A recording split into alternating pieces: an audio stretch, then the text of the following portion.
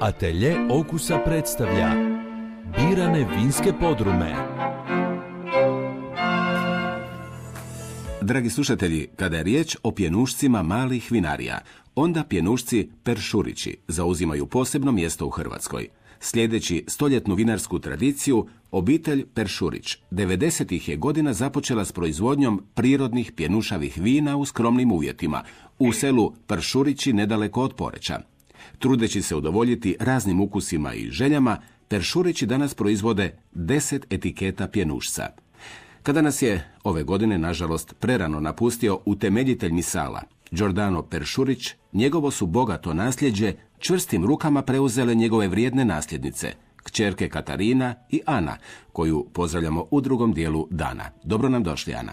Dobar dan i lijep pozdrav slušateljima drugog programa Hrvatskog radija. Gospođo Ana, koji je misal vaš favorit? Ili je svaki vaš pjenušavi misal poput vašeg djeteta? To je točno. Svaki naš pjenušac je nama poput vlastitog djeteta, zato što se trudimo zaista napraviti najbolje za svaki pjenušac i u svakoj berbi, tako da je jako teško reći ko je nama favorit. Sve volimo jednako. Koliko dugo se već bavite proizvodnjom pjenušavih vina? Pa evo, nama vinarija ove godine slavi 25. godišnjicu postojanja, tata je to sve započeo kao što ste rekli, a zadnjih 5 godina sestra i ja smo u potpunosti preuzele proizvodnju. Sve što radimo razmišljamo na način na koji bi on razmišljao i čvrsto vjerujemo da radimo sve kako treba i da ćemo održati ono što je on stvorio. Gospođa Ana, da kapljice vašeg pjenušca ispune sva vaša očekivanja, a mjehurići doprinesu odličnom raspoloženju, od srca vam želimo u novoj 2016. godini. Hvala puno. Evo, mi bimo čestitali svim slušateljima drugog programa sretnu novu godinu. Želimo im puno zdravlja, sreće i ljubavi. Minimalno koliko naši pjenušci imaju mjehurića. Atelje Okusa. Dragi slušatelji, u poljoprivrednoj zadruzi Vrbnik dosjetili su se, kao jedini na svijetu, u šampanjske čaše točiti pjenušac koji treba uloviti, točnije izroniti. Naime, njihovo se pjenušavo vino, koje dozrijeva ispred Vrbnika u tami mora na 32 metra dubine i idealnoj temperaturi, zove valomet. Boce su jedinstvene u svijetu jer na sebi imaju školjke i alge koje su se na njih zalijepile dok su ležale na dnu. A kakav je ovaj jedinstveni pjenušac na kopnu, reći će nam enolog u poljoprivrednoj zadruzi Vrbnik Marinko Vladić, kojeg lijepo pozdravljamo u drugom dijelu dana. Dobro nam došli.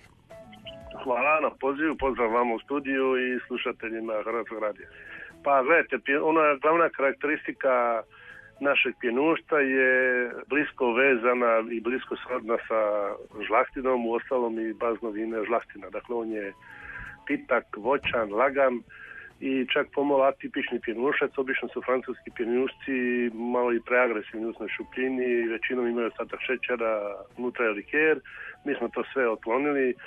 Recimo, Francuzi idu ranije u berbu, mi pustimo naše grožđe da sazrije do kraja, proizvedemo mirno vino i onda idemo u pjenušac, tako da smo dobili jedan specifičan proizvod.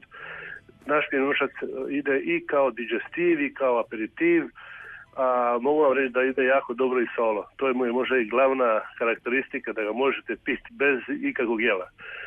Ali naravno da je prikladan i tekako uz plodove mora, pogotovo školjke i kadanice. Slušateljima drugog programa Hrvatskog radija, mi u poljoprivrednoj zadruzi želimo sretne božićne i novogodišnje blagdane. Atelje Okusa.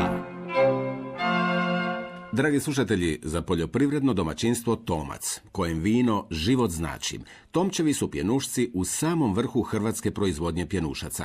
Mladi vinar Tomislav Tomac stalno napominje da je on samo frontmen jednog obiteljskog posla. Gospodine Tomac, dobrodošli na drugi Hrvatskog radija. Dobar dan, lijepi pozdrav i vama. Vi, gospodine Tomac, jako inzistirate na tom nazivu obitelj Tomac. Zašto vam je to toliko bitno? Kod nas je situacija takva da stvarno obitelj Tomac funkcionira kroz vino i vinogradarstvo već dugi niz godina. Znači, moji pradjedovi i prapradjedovi su isto tako bili vinogradari i vinari kao ja, možda u drugom obliku koji je bio prikladan za ona vremena, ali evo i dan danas svi članovi moje obitelji su uključeni u posao i svi živimo taj s jedne strane težak i mukotrpan, a s druge strane jako lijep vinogradarsko-vinarski život. I naša želja je da naši vina i pjenušci izraze taj, Francuzi vele, terroir, od kuda dolaze. Ne? Znači jedno je taj naš kraj, a drugo je naša filozofija koja je u smjeru tradicionalnog vinogradarenja, ekološki prihvatljivog i sa namjerom da sačuvamo zemljište koje smo naslijedili, kao što sam rekao, od svojih pradjedova za buduća pokoljenja, a ne da ga ubijemo i steriliziramo, da na tome poslije jednog dana bi bilo nemoguće dobiti pravo vino. Ne? Ovom prilikom želio bih čestitati sretnu novu 2016. godinu svim vašim slušateljima, da bi ju proveli u zdravlju i veselju i u spokoj i fini mjehurić sa plešivice. Atelje okusa predstavlja birane vinske podrume.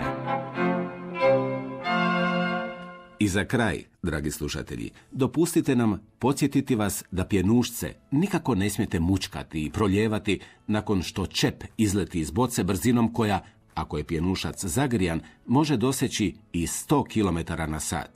Pjenušac se otvara nježno, da čep ostane u ruci, a mjehurići sačuvaju kako bi perlanjem ukrasili čašu s kojom ćete nazdraviti.